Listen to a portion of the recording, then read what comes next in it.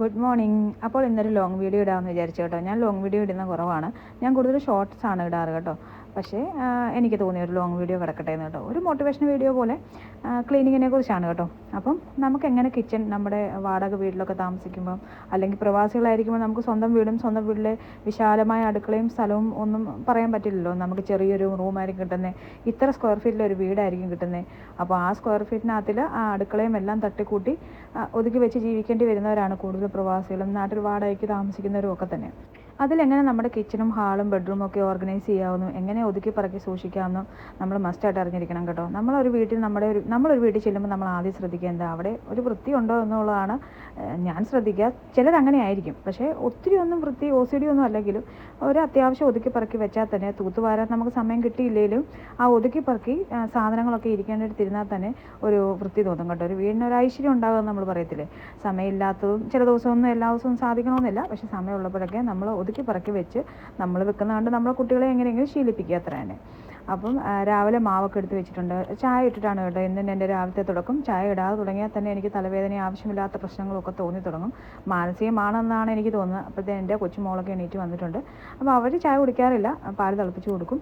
അപ്പോൾ ഞാൻ ചായ ഇടുന്ന നോക്കി നിൽക്കുകയാണ് കേട്ടോ. അങ്ങനെ ചായയൊക്കെ റെഡി ആയിട്ടുണ്ട്. ചായ കുടിച്ച് കഴിഞ്ഞാൽ ബ്രേക്ക്ഫാസ്റ്റ് കഴിച്ചില്ലെങ്കിലും ഞാൻ ഉഷാറാണ് കേട്ടോ.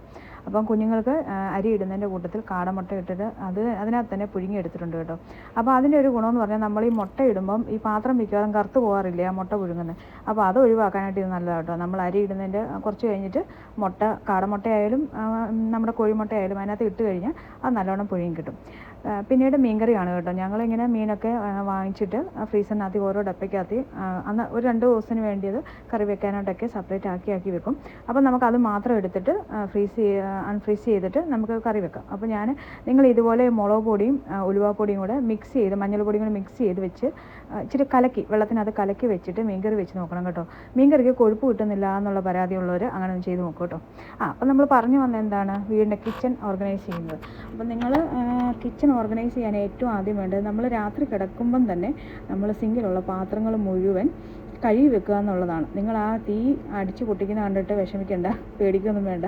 ഈ സ്റ്റൗ ഒരു 10 വർഷമായ സ്റ്റൗ ആണ് കേട്ടോ. അത് കത്തണമെങ്കിൽ, ആ ഒരു ബർണർ കത്തണമെങ്കിൽ അതിന് 2 അടിയൊക്കെ കൊടുത്താലേ അത് കത്തുള്ളൂ. അപ്പോൾ അങ്ങനെ കത്തിച്ചാണ് കേട്ടോ. അപ്പം നമ്മുടെ വിഷയത്തിൽ നമ്മൾ വീണ്ടും തെന്നി മാറിപ്പോയിരിക്കുന്നു. അപ്പോൾ നമ്മുടെ കിച്ചൺ രാത്രി നല്ല നീറ്റായിട്ട് സിങ്കിനകത്തുള്ള പാത്രങ്ങളെല്ലാം കഴുകിയിട്ട് സിങ്ക് വൃത്തിയായിട്ട് ഇടുക. അപ്പം തന്നെ നമ്മുടെ വീടിന് ഒരു പോസിറ്റീവ് എനർജി നമ്മുടെ വീട്ടിൽ വന്ന് നിറയും കേട്ടോ. പിന്നെ നമ്മൾ രാവിലെ എണീറ്റ് വരുമ്പോൾ നമുക്ക് നല്ല എനർജറ്റിക്കായിട്ട് പോസിറ്റീവായിട്ട് നമ്മുടെ ഡേ സ്റ്റാർട്ട് ചെയ്യാൻ പറ്റും. നമ്മുടെ കിച്ചൺ ഒതുക്കിയിട്ടില്ല, രാത്രി നമ്മൾ പാത്രമൊന്നും കഴുകിയിട്ടില്ലെങ്കിൽ തന്നെ ഒരു നെഗറ്റീവ് എനർജിയാണ് കേട്ടോ. എനിക്ക് തോന്നാറുണ്ട് ഒരു നെഗറ്റീവ് വൈബാണ്. നമ്മൾ എണീക്കുമ്പോൾ തന്നെ സിങ്കിനകത്ത് പാത്രം നിറഞ്ഞ് കിടക്കുന്നു. നമുക്കൊരു സ്ലോ ആയിട്ടൊരു മോർണിംഗ് സ്റ്റാർട്ട് ചെയ്യാൻ പറ്റുന്നില്ലെങ്കിൽ ഭയങ്കര ബുദ്ധിമുട്ടാണ് കേട്ടോ. അപ്പം ഞാൻ ഈ ചെടിയൊക്കെ ഇച്ചിരി ഒന്ന് മാറ്റി വെക്കുകയാണ് കേട്ടോ. കാരണം അത് ഇച്ചിരി ഉള്ളിലോട്ടാണ് നിൽക്കുന്നത്. അപ്പോൾ അതിനൊരു സൂര്യപ്രകാശം കിട്ടാൻ വേണ്ടി ഇച്ചിരി ഒന്ന് മാറ്റി വെക്കുന്നതാണ് കേട്ടോ. അപ്പോൾ ഞങ്ങൾ അതാദ്യം ഒന്ന് ശ്രദ്ധിക്കുക കേട്ടോ. അത് ഒന്നാമത്തെ ഒരു ടിപ്പാണ്. രണ്ടാമത്തെ കാര്യം എന്ന് പറഞ്ഞാൽ, നമ്മുടെ സ്റ്റൗ എത്ര ചെറിയ സ്റ്റൗ ആയിക്കോട്ടെ, പക്ഷേ എത്ര പഴയതായിക്കോട്ടെ, അതൊന്ന് നീറ്റായിട്ട് ഇട്ട് വെക്കുക. ഈ നമ്മൾ എന്തായാലും കറി വെക്കുമ്പോഴും മീൻ പൊരിക്കുമ്പോഴും എല്ലാം സ്റ്റൗവിൽ നമ്മൾ എങ്ങനെ സൂക്ഷിച്ചാലും സ്റ്റൗവിൽ അവിടെ ഇവിടെയൊക്കെ അതിൻ്റെ ചുറ്റുമൊക്കെ പറ്റും. പക്ഷേ നമ്മൾ അന്നേരം തന്നെ നമുക്ക് തുടച്ച് കളയുവാണെങ്കിൽ, അതല്ലെങ്കിൽ അത് കഴിഞ്ഞ ഉടനെ തന്നെ അത് തുടച്ച് ക്ലീൻ ചെയ്യുവാണെങ്കിൽ അതവിടെ പറ്റി പിടിച്ചിരിക്കത്തില്ല. ഞാൻ പലയിടത്തും കണ്ടുകൊണ്ട് ഈ ഭിത്തിയിലൊക്കെ ഇങ്ങനെ പറ്റി പിടിച്ചിരിക്കുന്നു. പക്ഷേ അത് പിന്നീട് നമുക്ക് തന്നെ പണിയാവും, നമുക്ക് തന്നെ അത് തലവേദനയായിട്ട് തരും. വേറെ ആരും വരില്ലല്ലോ, നമ്മൾ തന്നെ ക്ലീൻ ചെയ്യണ്ടേ.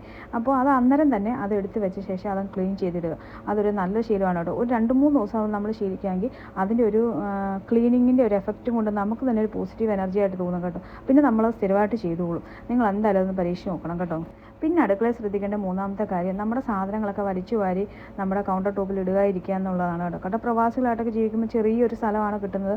കൗണ്ടർ ടോപ്പിൽ നമുക്ക് ആവശ്യത്തിൽ കൂടുതൽ സാധനങ്ങൾ, വാട്ടർ ഡിസ്പെൻസർ, ഓവൻ, അങ്ങനെ ഗ്രൈൻഡർ, അങ്ങനെ ഉള്ള സാധനങ്ങളൊക്കെ നമുക്ക് അതിൽ വെക്കാൻ കാണാം. അതിൻ്റെ കൂട്ടത്തിൽ നമ്മൾ കഴുകി വെച്ച പാത്രമൊക്കെ രാവിലെ വരുമ്പം തന്നെ അതെടുത്ത് മാറ്റി വെക്കുക കേട്ടോ.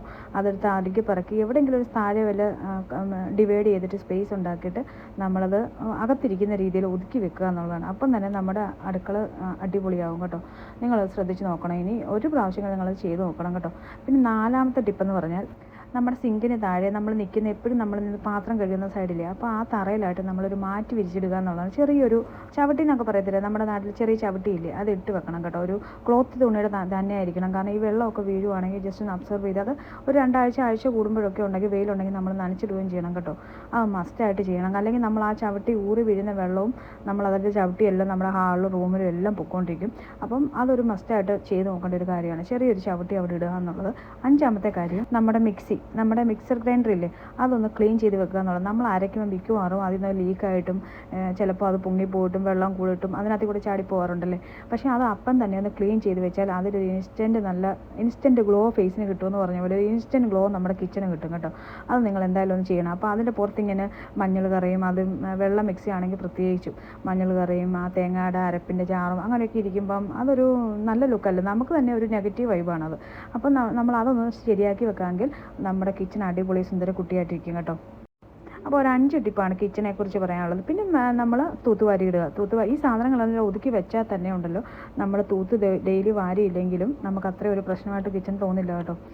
അപ്പോൾ ഈ വീഡിയോ എടുക്കുന്ന കൂട്ടത്തിൽ തന്നെ എൻ്റെ പണികൾ ഏകദേശമൊക്കെ കഴിഞ്ഞിട്ടുണ്ട് കേട്ടോ. അപ്പോൾ ഇത് 4 മണിയായിരുന്നു, ഉച്ചയ്ക്കത്തെ ചോറൂണൊക്കെ കഴിഞ്ഞിട്ട് പിന്നെ ഞാൻ 4 മണിക്കാണ് കേട്ടോ വീഡിയോ എടുത്തത്. ചായയും ബിസ്ക്കറ്റും ആയിരുന്നു ഇന്ന്. വേറെ കുറച്ച് ക്ലീനിങ് പരിപാടികളൊക്കെ ഉള്ളത് മൂലം സ്നാക്സ് ഒന്നും ഉണ്ടാക്കാൻ പറ്റിയില്ല കേട്ടോ. അതുകൊണ്ട് ഇന്ന് ബിസ്ക്കറ്റിന് ചായയായിരുന്നു. അപ്പോൾ നിങ്ങളെല്ലാവരും ഈ 5 ടിപ്സ് ഒന്ന് പരീക്ഷിച്ച് നോക്കണം കേട്ടോ. അപ്പോൾ അത്രേ ഉള്ളൂ ഇന്നത്തെ വീഡിയോ. അടുത്തൊരു ക്ലീനിങ് ടിപ്സുമായി നമുക്ക് വീണ്ടും കാണാം. Bye bye.